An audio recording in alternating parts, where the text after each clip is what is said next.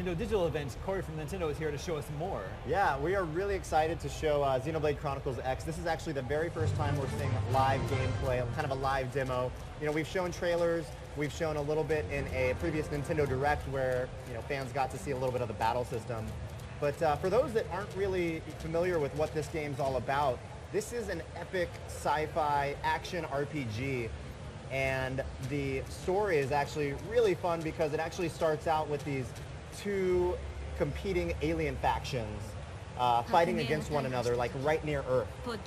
And as basically Earth ends up exploding, a few survivors make it off the planet, end up landing on this kind of unknown planet. These guys, so this character that we're seeing here, Irma, is kind of introducing us. We actually just woke up from a kind of a sleeping chamber, a sleeping pod. We were able to customize our character in this game. Fans of the original, you know, the Xenoblade on the Wii, of course, you remember that has characters. This game will have a rich customization, so you can be a male or female. We named our character Damon here, so hopefully we'll be strong, maybe stronger than usual. Yeah, I think so. For sure. But Irma here is basically explaining that, you know, here she's going to ask us, like, do you remember anything from, you know, the past when the Earth got destroyed? You have a bit of a case of amnesia, as, you know, is not terribly uncommon in maybe the RPG genre. Sure. So she's kind of catching us up on what's happened. We don't know exactly maybe how long we've been knocked out. One thing that you are noticing too is all of the text is in Japanese that we're seeing here. So some of the terminology that we're seeing, not necessarily final, but we are starting from the very beginning of the game right now after the customization. So we're about to start out and start seeing some of these like expansive environments. Of course, what's better than waking up after who knows how long and fight some monsters. Yeah, we're gonna jump into some battle here. It's an open world RPG, right? This is, if you can see it pretty much, you can go there in this game, which is really fun.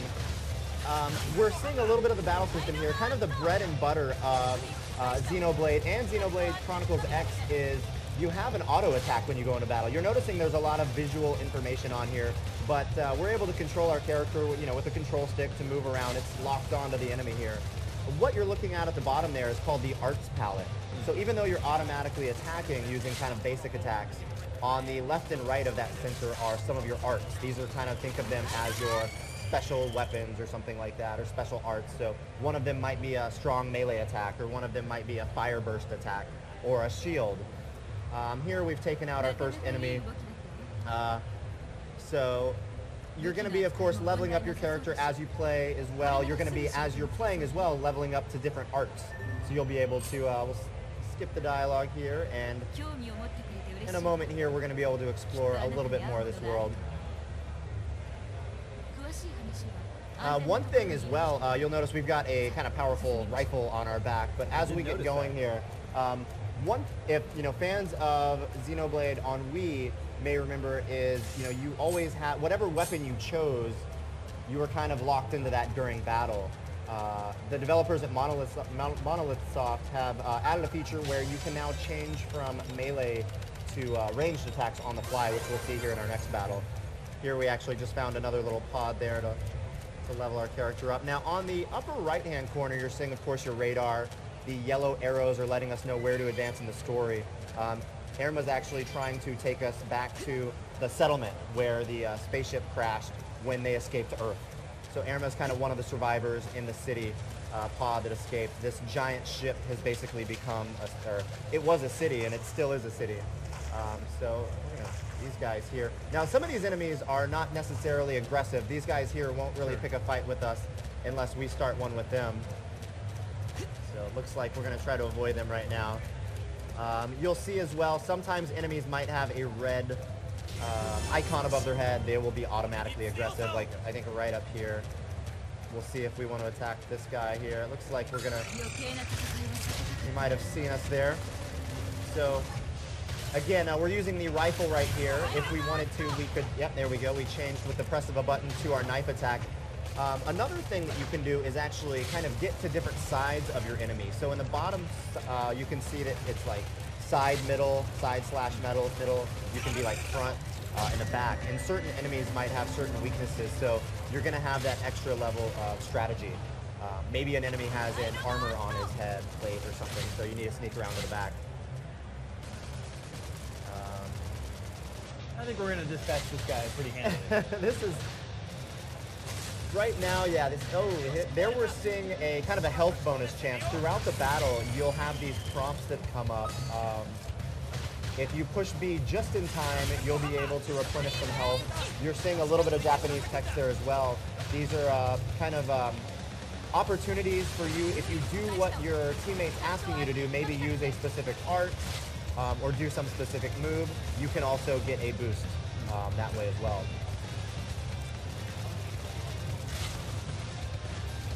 Now, maybe a little too early to know this, but any chance of a Japanese language track? That's an excellent question. Don't have any information on that quite yet. Almost got him here. Do you get a boost if you attack from behind? You can. If the certain actual arts can have a better effect if you are behind someone. So you might have an art that is just really good used from the side or used from the rear. Right now we're going to be coming up to a really, what I think is a breathtaking cinematic that really shows us more of the environment. This game has really, really big environments and lots of varieties of the the locations. So you might have like the streams and the more foresty areas.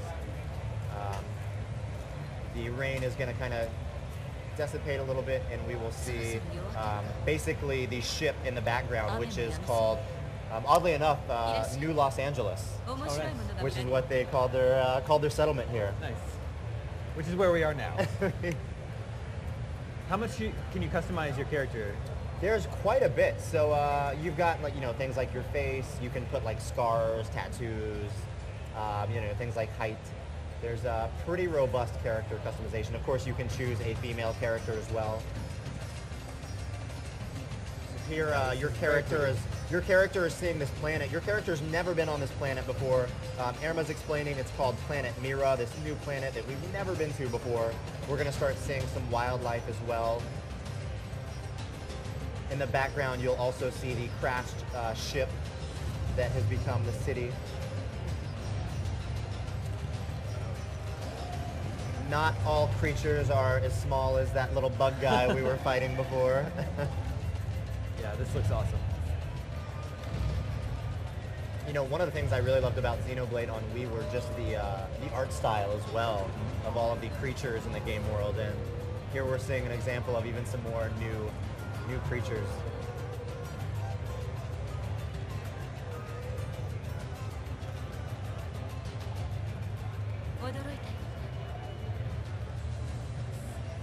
So Irma's basically, she's going to be telling us now that, we're almost there to the city. Basically, we want to get there and meet everyone else. She wants to take us to all the rest of the survivors on the planet and introduce us to them.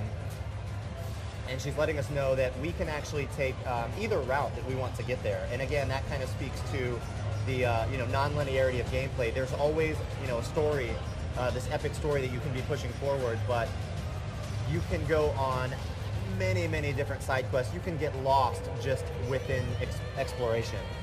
Of course, you're going to be gaining experience. You could be gaining, tools, equipment that can be used to level up your character in different ways. I really love those guys there. Yeah, they're awesome. I just dream if I was waking up on a planet and seeing this for the first time. I'm like, All right.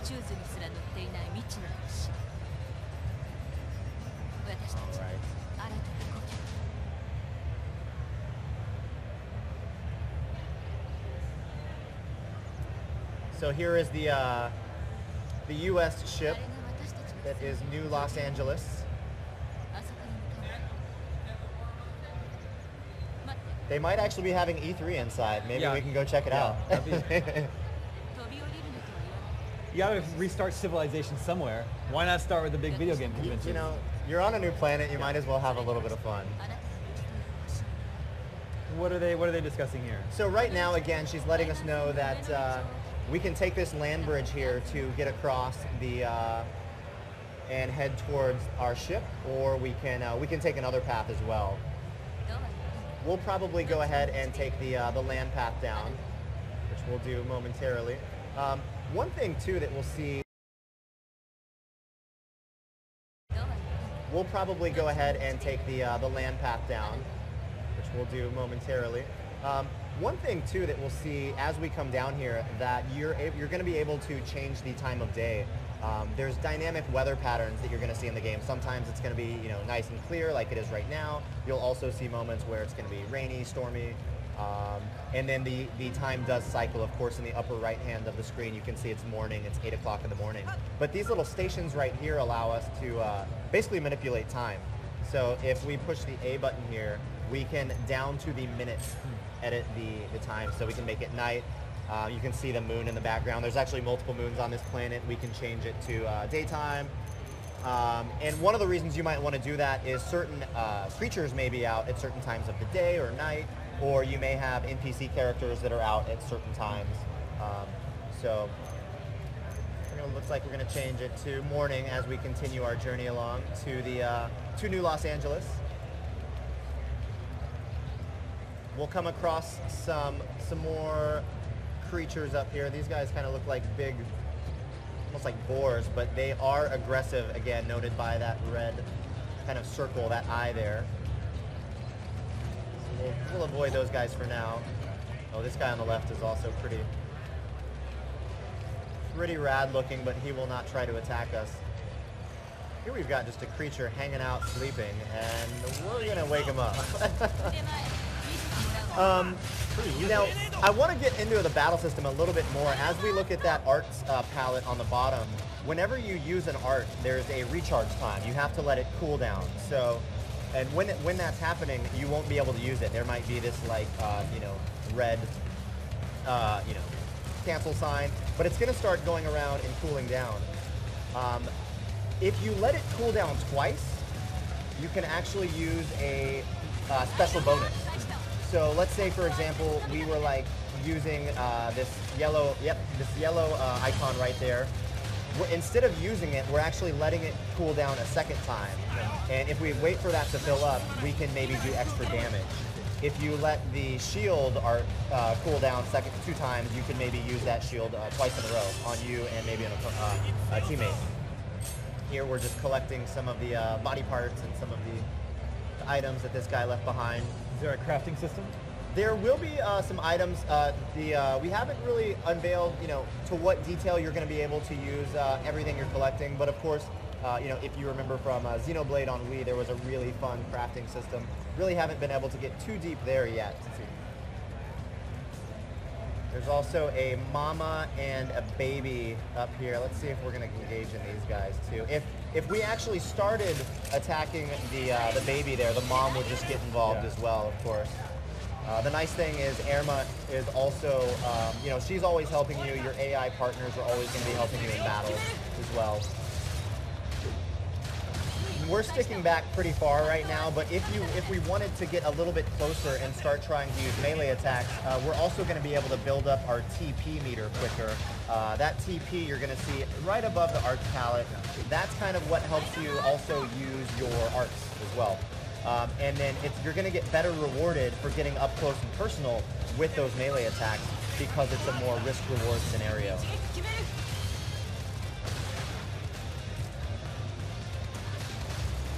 Almost got him down. And again, one thing that we'll see as well, maybe on this guy, maybe on the next battle, is enemies can now be targeted for individual body parts.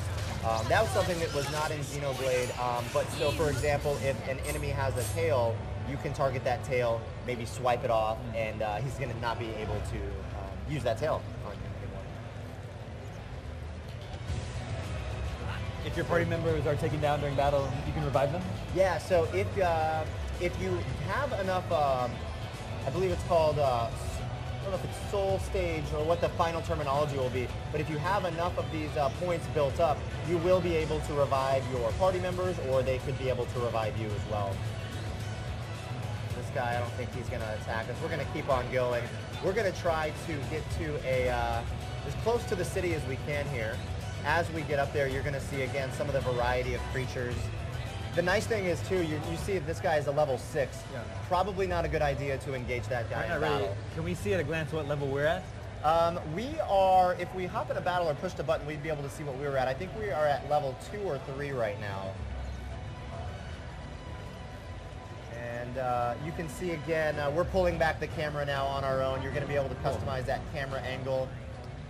Looks like we're going to hang a right to avoid these aggro enemies here if we can. Oh, looks like we startled them. One really cool thing about it as well is you can also level up during a battle. So you notice in a lot of RPG games, you're going to level up after the battle, and then you might earn some new technique. Here, if you level up, you might actually gain an art in battle, and then have the ability to use that art in the same battle, which is really cool. Of course, leveling up also will give you full HP during battle.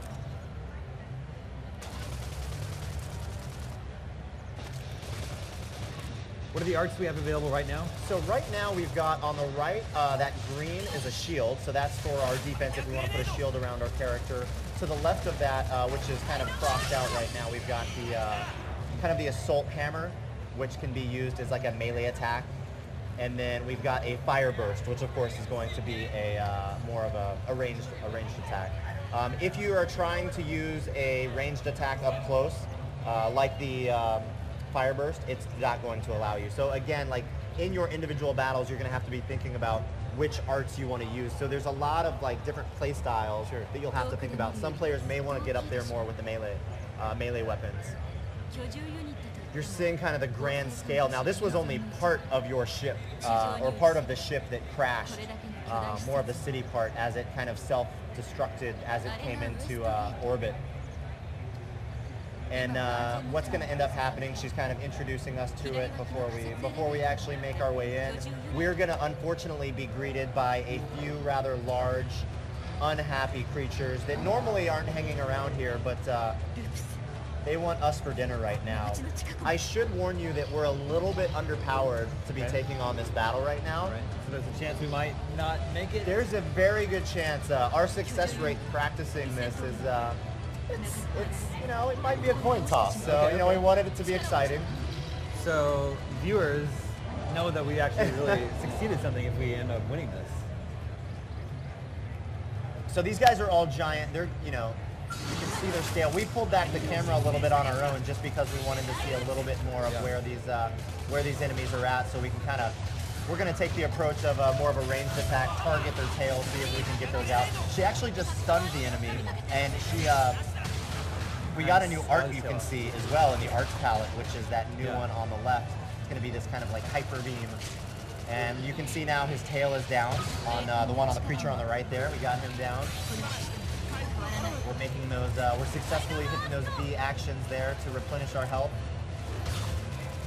This is really cool. I don't know that I've ever seen an RPG on this scale before with creatures that are this big that dwarf our characters. We saw in that cinematic scene as well, even creatures even larger than this. Like, you come up to the size of almost their, like, toenail. I mean, this is the very beginning of the game, so I assume the creatures just get bigger from here. Well, and you can even take on those bigger creatures from the beginning if you wanted to. They would probably just stomp you into oblivion. So it looks like we have a pretty good chance at taking this guy out here. Feeling good about this.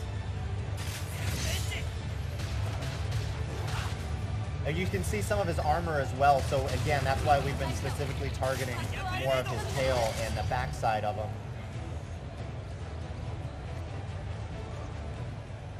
Well done. Of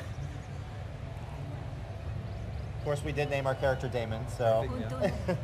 Happy to assist. So if we've got maybe... I think we're almost out of time. Okay. Is that a good time to jump out of the demo? Yeah, we just kind of completed our very first almost boss-like encounter. And then from here on out, you're actually getting to go in the city. One thing we didn't get a chance to see that I at least want to mention is you're going to be able to ride in these like robot, mech machines as well. Yes. We're still early in this demo, so you didn't get to see that. We showed it off in the trailers for the game, so fans at home can check that out as well. Cool. There's a lot we haven't seen of Xenoblade Chronicles X quite yet, but we're looking forward to share more. It already looks beautiful, and it's not due till 2015. Correct? 2015. Cool. Corey, thanks so much for bringing the invite today. Thank you, Appreciate it. Damon. Yeah. Next up, we have Ori and the Blind Forest.